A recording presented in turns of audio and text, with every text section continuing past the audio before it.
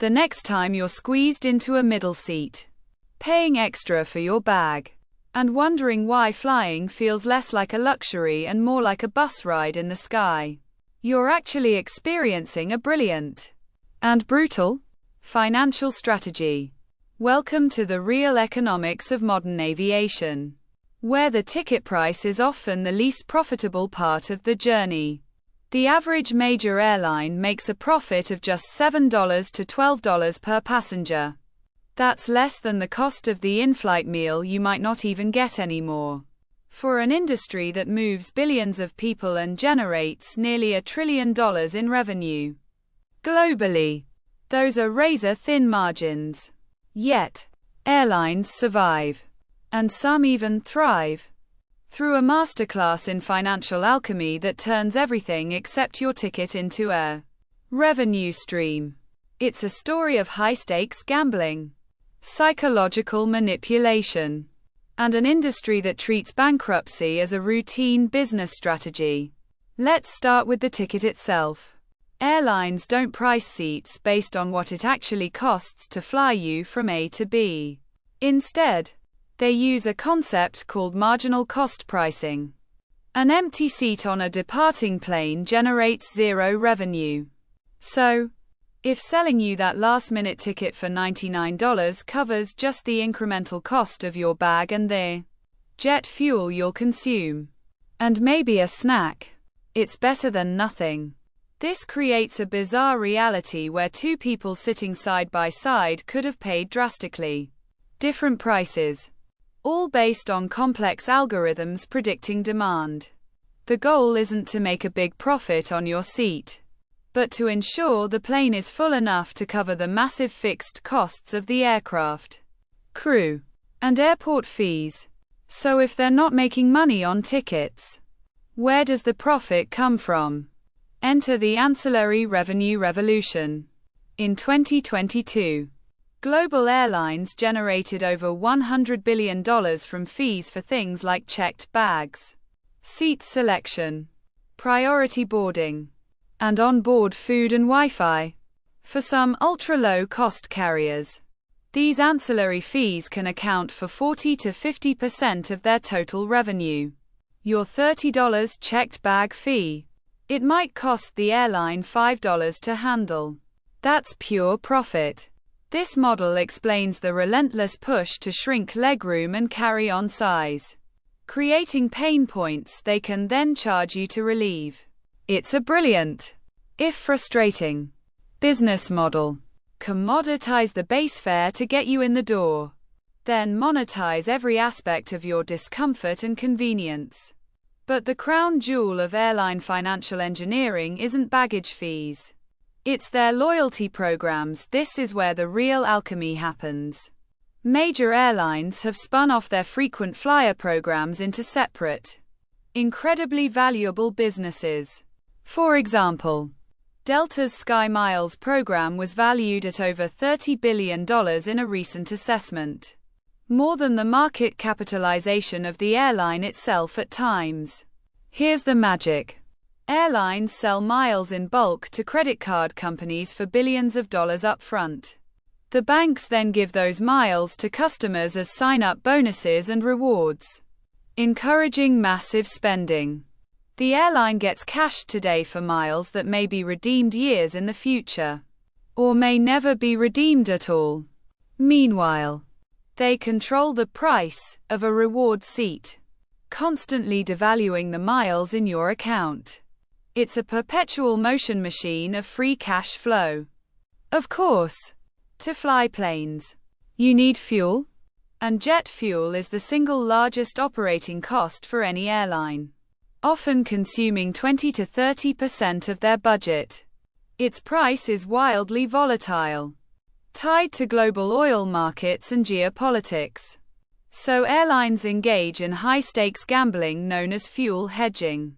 They use complex financial derivatives to lock in fuel prices months or years in advance.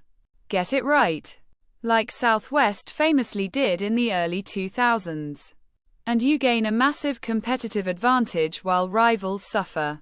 Get it wrong, like many did before the 2014 oil price crash.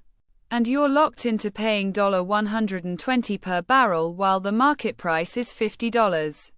These billion-dollar bets in the derivatives market can make or break an airline's annual profit, more decisively than how many tickets they sell. To understand ticket pricing and competition, you must understand the hub and spoke system. Major carriers concentrate their operations at fortress hubs. Think Atlanta for Delta, Dallas for American.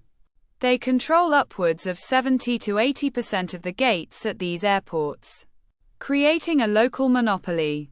This allows them to charge premium prices on routes from their hub, even if the actual flight is short, because customers have few alternatives. It's why a 1-hour flight from a hub city can sometimes cost more than a cross-country journey. This system creates immense pricing power and is a primary reason for the wave of airline mergers. Over the past 2 decades, fewer competitors mean stronger hubs and less pressure to compete on price. Given this financial engineering, you might think airlines are financial powerhouses. Yet, since the dawn of the jet age, the U.S. airline industry as a whole has barely broken even. How is that possible? One answer is Chapter 11 bankruptcy. Not as a failure, but as a strategic tool. Major U.S. carriers like United, Delta, and American have all filed for Chapter 11 protection. This process allows them to renegotiate burdensome contracts, shed pension obligations, and restructure debt, often emerging leaner and more competitive. It's a controversial reset button that transfers wealth from employees and creditors to the restructured company and its new investors. In aviation, bankruptcy isn't always an end. It's often a calculated phase in the business cycle. This leads to the industry's most persistent tension. Labor costs. Pilots, flight attendants, and mechanics are often highly unionized. Their salaries, benefits, and pensions represent a huge fixed cost. The battle between securing shareholder returns and paying a unionized workforce a living wage is perpetual. Airlines emerge from bankruptcy with lower labor costs, but as profits return, unions push to reclaim lost ground. This cycle creates constant friction and explains the regular threat of strikes you see in headlines. The human capital is essential, but in a margin-thin business, it's also the largest cost to be managed or cut. The entire landscape was disrupted by the rise of the ultra-low-cost carrier, like Ryanair in Europe and Spirit in the Americas. These airlines took the ancillary fee model to its extreme, offering rock-bottom base fares and charging for absolutely everything else.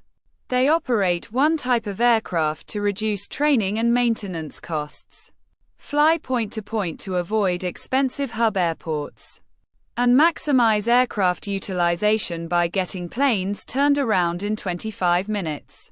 Their success forced legacy carriers to create their own budget subsidiaries and adopt many of the same fee-based tactics. The luxury of flying was permanently replaced by the economics of mass transit. So, the next time you board a plane, remember, you're not just a passenger. You're a data point in a revenue optimization algorithm, a potential buyer of ancillary services, and a possible recruit for a loyalty-powered credit card empire. Modern airline profitability depends less on the noble task of transporting people than on sophisticated financial engineering. This reality, born from brutal competition, volatile costs, and relentless pressure for returns, explains everything from the cramped seat in front of you to the complex global alliance network. It's a business where staying airborne financially is often a more impressive feat than staying airborne physically.